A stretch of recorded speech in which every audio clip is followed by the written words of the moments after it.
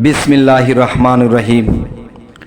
হে জগতবাসী, আজ আমি শামীম আলী চিশতি আপনাদের সামনে যে আলোচনাটি নিয়ে আসলাম, সে আলোচনাটি হলো যে যতই চেষ্টা করেন আপনারা কখনোই ধ্যানে ডুবতে পারবেন না, কখনোই নামাজে ডুবতে পারবেন না।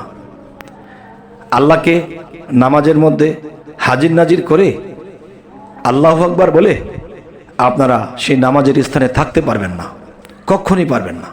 তবে হ্যাঁ, পারবেন।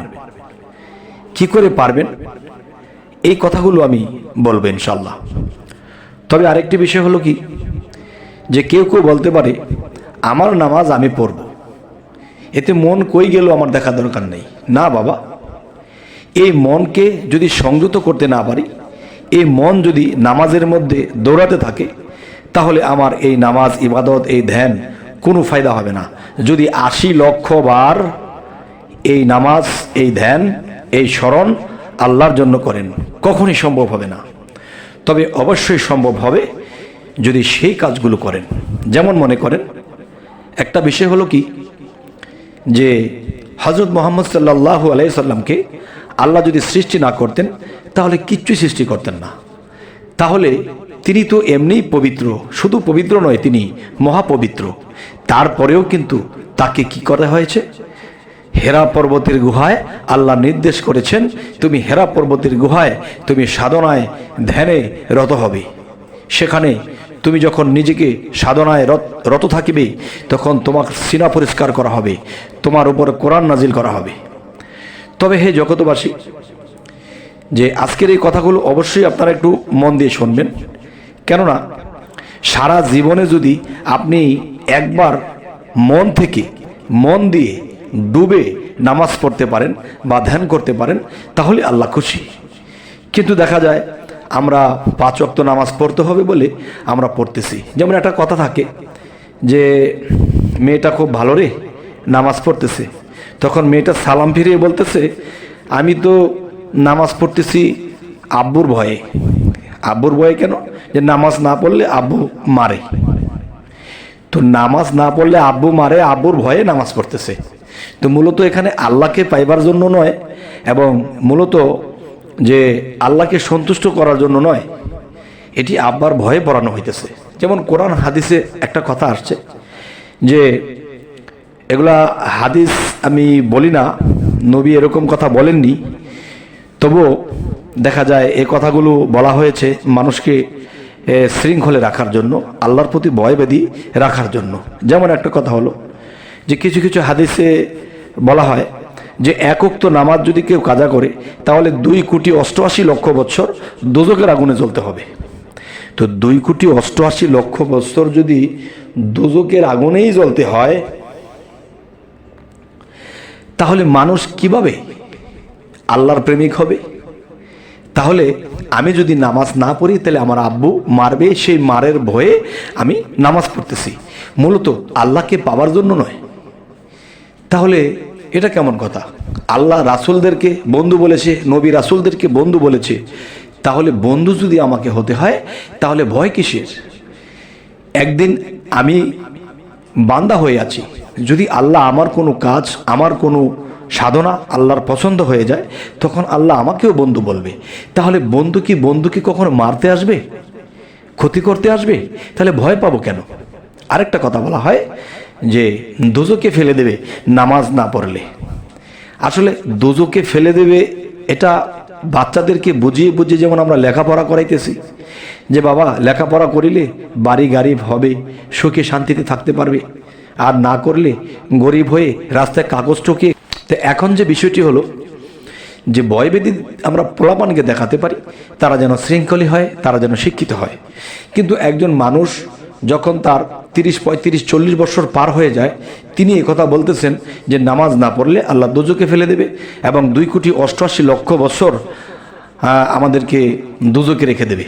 এই যে কথাগুলো, এই কথাগুলো আসলে যে বাচ্চাকালে মানুষদেরকে ভয়ভীতি দেখিয়ে যেমন পড়ালেখা করাইতো, এখন ৮০-৯০ বছর বয়স হলেও একই কথা বলতেছে না। তাহলে আল্লাহর বান্দা হয়ে আমরা আছি, আমরা কি কখনো আল্লাহর বন্ধু হতে পারবো না? আর আল্লাহ কি বলেছে যে তোমরা আমার বন্ধু হতে পারবে না? আল্লাহ কিন্তু এই কথা বলেছে বন্ধুগণ, তাহলে একজন বন্ধু নয়, গণ বহু বচন। তবে হে সুজন, আজকে আমাদের এই কথাগুলো আপনাদের কাছে কেমন লাগছে? হয়তো একটু কর্কট হতে পারে, বা আমি ওরকম বুঝিয়ে হয়তো বলতে পারছি না, তো মূলত প্রেম ভাব নিতে হবে। আল্লাহকে পাইতে হলে, আল্লাহকে খুশি করতে হলে চোখের পানির সাথে, যেমন একজন প্রেমিক একজন প্রেমিকাকে দেখে চোখের জলে তাকে নিবেদন করে, চোখের জলে তাকে ভালোবাসে, তখন সেই প্রেমিক তার চোখেও পানি আসে, তখন সেও তাকে দেখে কাঁদে, দুজনেই কাঁদতেছে। তাহলে এখানে কি? এখানে মোহাব্বতের সাগর, এখানে প্রেমের সাগর, ভালোবাসার সাগর। এখানে আমরা সেই প্রেমের সাগরে যদি আমরা হাবুডুবু করি, তখন একদিন আল্লাহ আমাদেরকেও বন্ধু বলে ডাকবে। হে জগতবাসী, যে আল্লাহকে ভয় করো, এই যে একটা কথা বলা হয়েছে, এটা ভয় কি জানেন? সেই ভয়টি হলো, আমি যে আল্লাহর ইবাদত করি, আল্লাহ যে আমাকে বান্দা হিসেবে গ্রহণ করেছেন, এখন দেখা যায় আমার কোন কর্মে বা কোন অপরাধের কারণে আমাকে সে বান্দা থেকে বহিষ্কার করে দেবে, এই ভয়। আরেকটি ভয় হলো যে যদি কাউকে আল্লাহ বন্ধু বলে স্বীকৃতি দেয়, তখন সে বন্ধু যদি কোনো অপরাধ করে ফেলে, তখন কিন্তু সে বন্ধুত্ব থাকবে না, তখন বন্ধুত্ব থাকবে না, এই ভয়ে কাঁদে বা তার ভিতরে ভয় করে।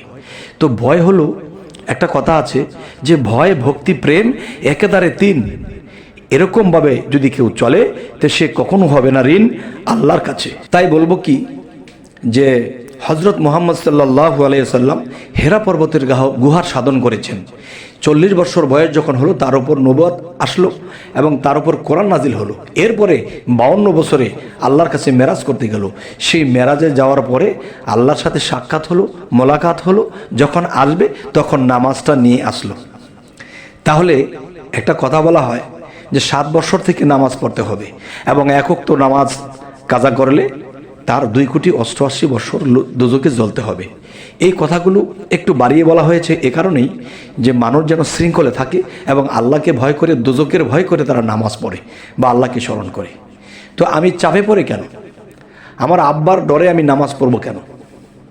আমি আল্লাহর প্রেমে নামাজ পড়ব, আল্লাহর মহব্বতে নামাজ পড়ব। তবে আজকের এই আলোচনা দেখা যায় শরীয়তের কোনো লোক শুনলে সে হয়তো একটু খিতখিত করতে পারে যদি না বোঝে। আর যদি কোনো প্রেমিক, কোনো সাধক, কোনো আল্লাহর দোস্ত যদি এগুলা শোনে, ইনশাল্লাহ তার চোখে পানি আসবে এবং সত্য বলে ধন্যবাদ দেবে ইনশাল্লাহ। তবে আজকের যে মূল বিষয়টি হলো সেটি কি, যে হেরা পর্বতের গুহার সাধনা আমাদের লাগবে। হেরা পর্বতের সাধনা যতক্ষণ পর্যন্ত আমাদের না হবে, ততক্ষণ পর্যন্ত আমরা নামাজে ডুবতে পারবো না। তাহলে হেরা পর্বতের গুহায় সাধন লাগবে কেন? হযরত মুহাম্মদ সাল্লাল্লাহু আলাইহি সাল্লাম হেরা পর্বতের গুহায় কি করেছিলেন? তিনি ধ্যানের সাধনা করেছেন। ধ্যানের দেশে আল্লাহ আসে, তখন কি হয়? তখন প্রেমের বসে দুজনেই হাসে। তবে সে হেরা পর্বতের গুহার সাধনা করলে তখন নিজের সিনা পরিষ্কার করা হয়, নিজের কালবের ভিতরে ময়লা থাকলে তা পরিষ্কার করে দেওয়া হয়। যখন তার কাল পরিষ্কার হয়ে যাবে, তখন সেই কালবের মধ্যে আল্লাহ এসে বসবে। আর আল্লাহ কোরআনে একটি কথা বলেছে, যে নিজেকে পবিত্র করলো সে সফল কাম। যে নিজেকে পবিত্র করলো সে সফল কাম কেন? যে আল্লাহ বলেছে আমি মহাপবিত্র এবং তোমরাও পবিত্র হয়ে যাও, এবং সেই পবিত্রের মধ্যে আমি আল্লাহ পবিত্র, সেই পবিত্রের মধ্যে আমি স্থান নেব। সুবহানাল্লাহ। তবে হে জগতবাসী, একজন কামেল মুর্শিদ ধরে সেই হেরা পর্বতের গুহার সাধনা জেনে নিতে হবে। কেননা মহাবিশ্ব ব্রহ্মাণ্ডে যা কিছু আছে তা আছে মানব বাণ্ডে। তাহলে মহাবিশ্বে যা কিছু আছে তা যদি মানব বাণ্ডে থেকে থাকে, তাহলে মানব বাণ্ডের ভিতরে হেরা পর্বতের গুহা আছে।